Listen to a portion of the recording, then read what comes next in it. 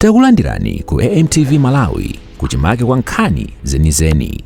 Ngati nkhani imeneyo kuno kulibe, dziwani kuti nkhani imeneyo ndi yabodza. Honorable members, I now put the question. The question is that report as presented by the Vice Chair of the Health Committee be adopted. Those of that opinion say aye. Those of the contrary view say no. The ayes have it and the report has been adopted. We now go on debate on the bill. I had already recognized Choro Central.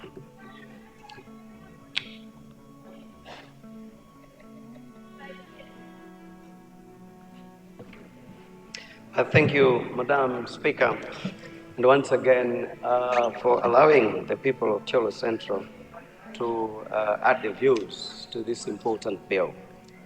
Let me declare my interest to this important bill, that I sit in the World Leaders on Mental Health Club, and that I have got a great interest to the subject. Madam Speaker, this mental health issue has really had lack of understanding from a lot of people. Others connecting it to madness, to the extent that when you talk about mental health, people will equate it straight away to madness, which is not the case. Mental health, Madam Speaker, is as equal as how we handle physical well-being. We go to gym to make sure that our bodies are physically fit. And when our mental well-being is affected, is captured, then we begin to register some signs of mental illness that needs treatment. It is therefore a sickness and not madness. Therefore, Madam Speaker, it was amiss for us to begin to arrest people who are sick and that the sickness has led them to committing suicide. Honestly speaking, it was not right. Therefore, the coming of this bill really settles the matter well and very well. This particular disease, Madam Speaker, or probably let me say, what is mental health? This one involves one's psychological, social well-being, and emotional beings. It encompasses around one's behavior, feelings, as well as relationships.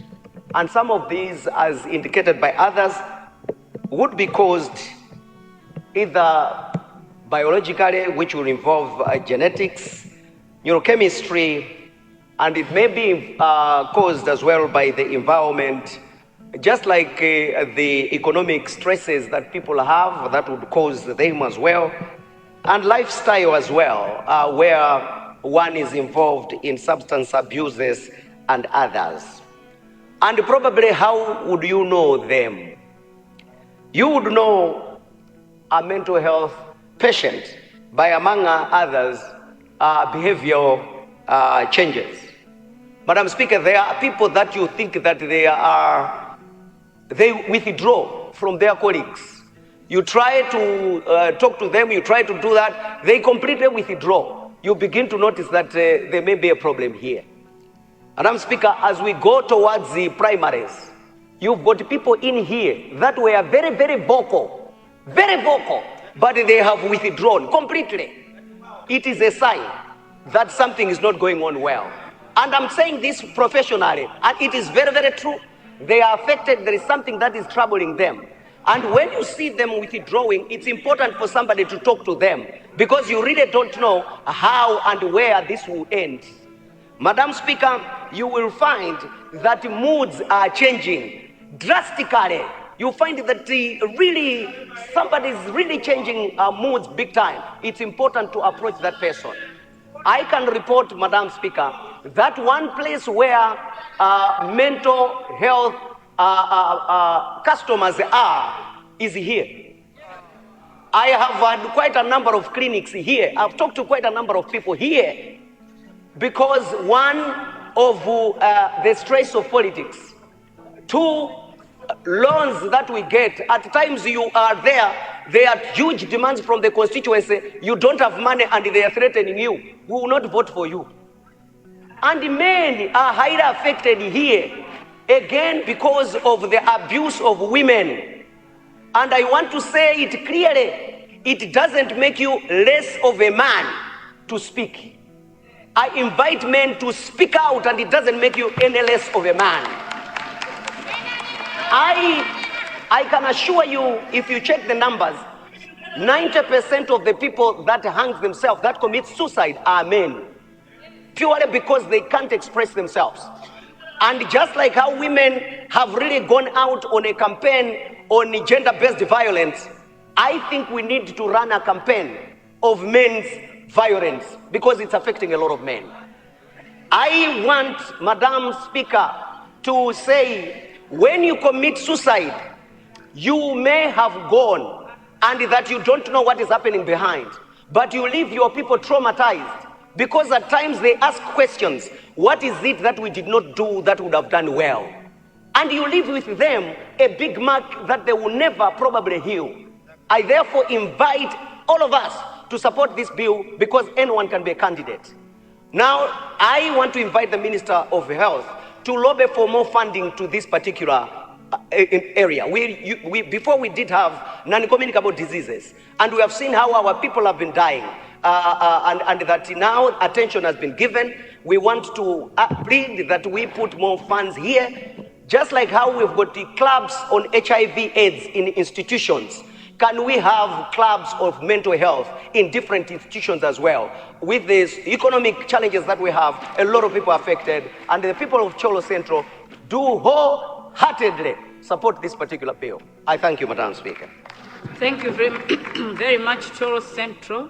Honorable Leader of the House, you're rising.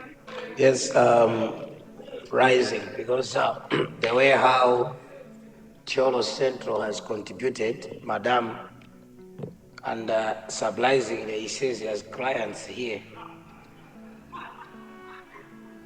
I'm happy that I'm not one of his clients.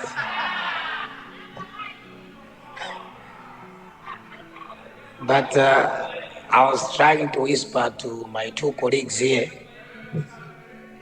They have confirmed that he's really a consultant. I don't know whether they are clients, but I don't know. But Madam, just to agree with what has been highlighted both by the party spokesperson and indeed Cholo Central, this has been a problem and a challenge, and it even affects us, even with young people. And it has gone to an extent that just breaking up with your boyfriend out there, you find a young man has committed suicide. Just a mere breakup of a relationship, you would find a young girl has committed suicide. We have shunned to talk about mental health for quite a long time, and it's time that we do it. And therefore, this bill comes at the right time, Madam Speaker, and we are seeing the support it is getting from both sides of the House. And indeed, the lobbying that it must receive quite a number of resources. When it comes to political issues, I would even want to join Cholo Central and ask honorable members, don't use all your money for campaign. Because the bigger challenge is if you have not done well the first 3-4 years, no matter what you're going to do the last 4-5 months, there's nothing that can happen. Yes, I know miracles do happen. Miracles do happen. There is a God of miracles. But if you have done very badly for 4.5 years, don't think you can turn around things the last 2 months. So the challenge is to take all your resources, all your earnings, and try to rescue yourself. And when your name is not announced, this is where mental health starts.